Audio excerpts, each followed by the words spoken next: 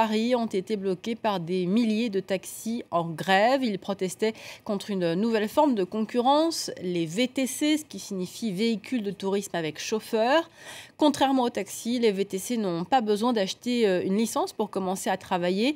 Pour les chauffeurs parisiens, ça représente une économie de 230 000 €. En contrepartie, les VTC ne peuvent pas prendre de clients dans la rue. Il faut réserver leurs prestations sur Internet. Le montant de la course est connu à l'avance, quels que soient ensuite les embouteillages sur la route.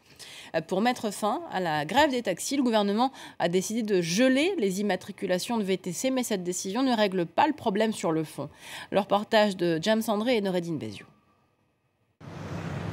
Le périphérique parisien bloqué.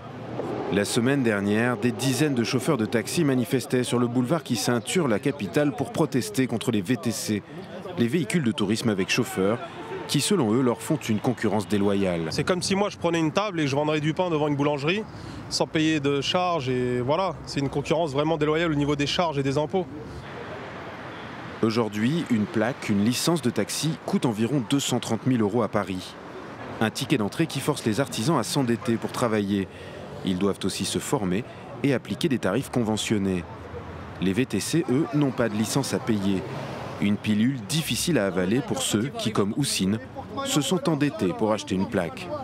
On perd tout finalement. Moi j'ai investi tout ce que j'avais dans une plaque, j'ai une fille à élever, je me lève à 4 h du matin, je veux dire, quelqu'un qui fait taxi, c'est quelqu'un qui veut vraiment travailler plus que les autres. Donc quelque part, la moindre des choses, c'est qu'on nous laisse travailler en paix et dans la sérénité. En échange de leur licence, les taxis ont le monopole de la maraude. Ils sont les seuls habilités à charger les clients à la volée dans la rue. Les sociétés de VTC travaillent le plus souvent avec des applications smartphone. Jusqu'ici, l'État a imposé à ces sociétés un délai de 15 minutes entre la commande et le chargement du passager. Une contrainte levée par le Conseil d'État le 5 février.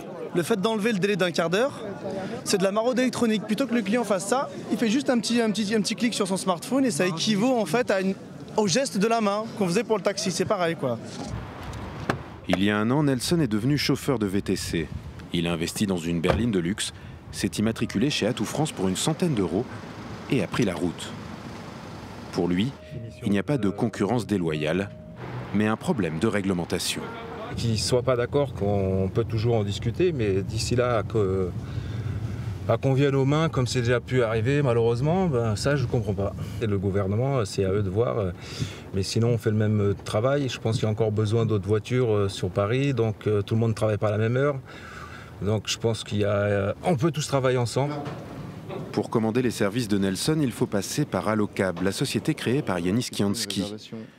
L'opération se fait par Internet ou smartphone en quelques minutes. Il suffit de donner l'heure de départ et la destination, et les chauffeurs disponibles proposent un tarif. On peut aussi faire une demande immédiate. Bien sûr que le taxi va survivre. On le voit dans des villes comme New York ou Londres. On a toujours des taxis existants avec des licences qui continuent de se vendre. Et pour autant, on a 2 fois plus de VTC. Donc c'est bien la preuve que VTC plus taxi, ça peut marcher. Et si ça marche ailleurs, ça marchera à Paris. Face à ces nouveaux acteurs, la Chambre syndicale des artisans taxis demande à ce que la loi soit respectée, notamment en ce qui concerne les voies de bus, les stations de taxi et le racolage des clients. Selon son président, avec les bons outils, la profession n'a rien à craindre. Mais qu'est-ce qui se passe à Paris? Où est l'application smartphone? Nous demandons à la Chambre syndicale des artisans de taxi depuis plus de 2 ans que la mairie de Paris, puisqu'elle est responsable des bornes, fasse cette application gratuite pour tous les taxis. 18 000 taxis sur une application smartphone et tous les Parisiens, tous les clients, tous les touristes. Et on verra, là on va bien rigoler, on va voir ce qui se passe. Pour l'heure, les manifestations de taxi ont cessé en France. Les immatriculations de VTC sont gelées, le temps d'une médiation qui doit redéfinir les règles du jeu. On va s'intéresser maintenant à l'actualité sportive. Grande soirée de football européen ce soir avec les 8e de finale de la Ligue des Champions. Arsenal reçoit le Bayern de Munich. Quant au PSG,